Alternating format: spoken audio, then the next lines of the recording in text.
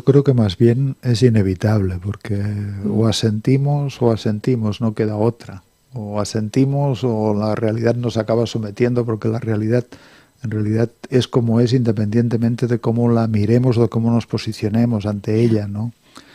Ahora sí es cierto de que sí que conviene aprender en el camino de la vida el lenguaje de la humildad, sabiendo que no siempre ocurrirá lo que deseamos y tenemos que estar dispuestos también a abrirle los brazos y hacer el recorrido emocional necesario para integrar la noche oscura, para integrar la inclemencia. Y yo creo que sí que hay que enseñarle esto a los hijos, pero solo hay una manera de enseñarle esto a los hijos, que es con el ejemplo, con el modelo. Es decir, los padres enseñan mucho cuando pasan dificultades y se mantienen íntegros, dignos, plenos, sólidos, presentes, cuando viven la tristeza o la pena, pero sin destruirse a sí mismos, cuando viven enojos y frustraciones por cosas que sucedieron o no sucedieron, pero se mantienen en su integridad. Entonces los hijos aprenden. Es un poco como los hijos de los agricultores. Y yo tuve la suerte de vivir en el campo y de vivir directamente esto de cómo pues a veces hay una gran cosecha y a veces se pierde por una situación climatológica, de que cae qué sé yo, ¿cómo se llama esto? El granizo. Sí. Y bueno, hay que aprender a ponerle buena cara al mal tiempo y buena cara al buen tiempo también. Total. Así que estas serían algunas ideas, ¿no? De enseñar.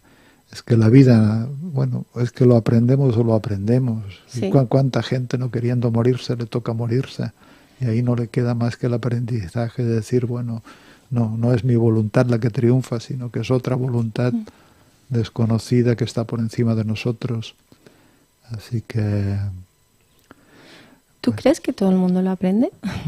¿Que todo el mundo lo aprende? Sí, hay gente que se sigue resistiendo. La muerte no, porque...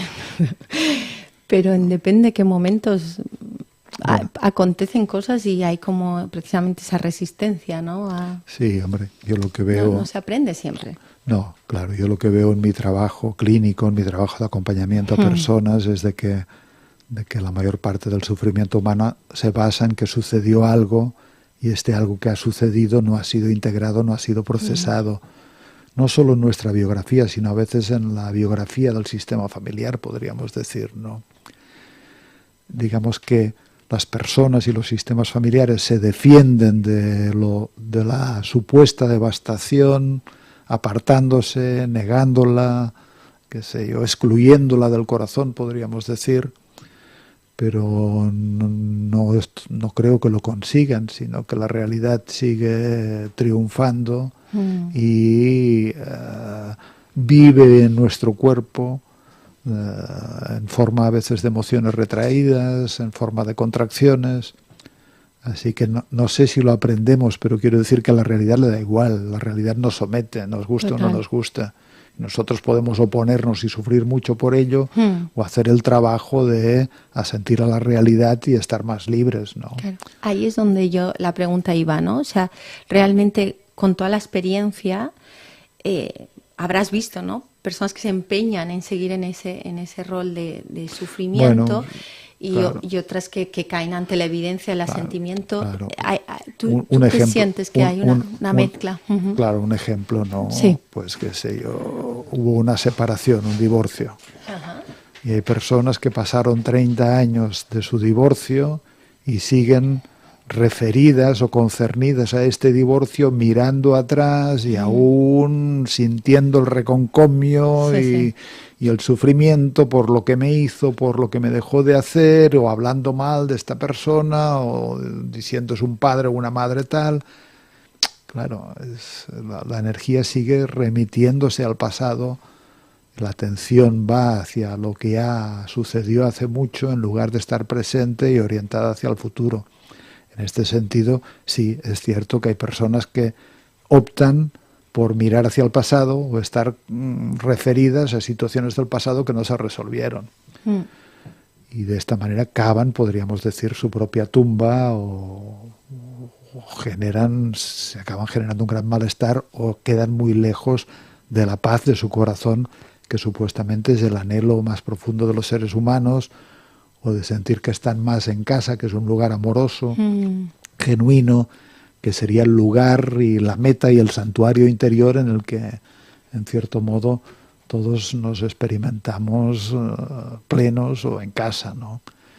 Ahora bien, la vida no deja de darnos oportunidades para, qué sé yo, caer del burro y darnos cuenta de que alimentamos nuestro propio sufrimiento a través de identidades internas. Por ejemplo, la mujer que tuvo un divorcio o el marido que tuvo un divorcio y después de 30 años, qué sé yo, sigue sufriendo o sigue referido al divorcio. Entonces, también lo explico en el libro que hay que preguntarse qué identidades internas son las que sufren o quiénes son las que están comprometidas con el sufrimiento. Y ahí puede ser que haya un juez que sigue activo, un yo juzgador, y que uno quiera mantener esta posición, o un yo victimista, que le convenga sentirse víctima, qué sé yo, un yo omnipotente, cómo a mí me pudieron hacer esto, qué sé yo. Así que, en realidad, cuando sufrimos hay que preguntarse también, ¿y quién sufre dentro de nosotros? Es decir, porque también, es decir, sentir dolor, sentir tristeza, esto no es sufrimiento. Bueno, hace sufrir, pero esto es vida en movimiento. Es es decir, como dice un dicho budista, si estás triste, pero no te empeñas en no estar triste, sigues estando triste, pero no sufres por ello. Es decir, todo es vida en movimiento. Entonces el sufrimiento empieza cuando queremos detener lo que está en movimiento. Y tenemos que preguntarnos quién dentro de nosotros quiere detener esto, ¿no? Entonces, qué sé yo. Y ahora, por ejemplo, estoy en duelo. Pues bueno, esto es como un tobogán de cosas, de vivencias, de recuerdos, de imágenes, de sensaciones, de energías. Yo creo que es vida en movimiento. No sé dónde irá a desembocar, pero espero que desemboque en un lugar de integración, de gratitud, de paz, qué sé yo. Ahora, si dentro de 2 años yo sigo en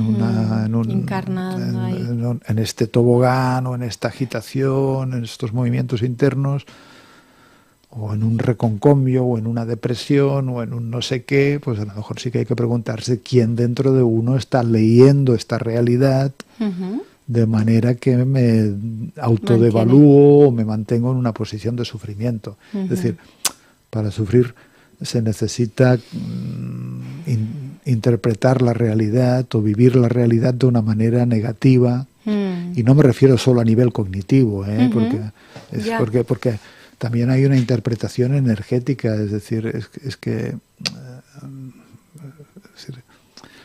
las cosas suceden en el cuerpo, suceden en un magma energético, son de una extrema sutileza, son neurológicas. Entonces, pues hay que ahondar, hay que hacer el viaje y con suerte llegar a la orilla del bienestar, y sin tener que seguir mirando el pasado o conectado, conectado puede ser bueno, sino detenido en el pasado, ¿no? Así que yo hablo en el libro de que los trastornos son del asentimiento siempre, y luego esto genera complicaciones y nos lleva a los trastornos del lugar, y etcétera, etcétera, ¿no? Sí.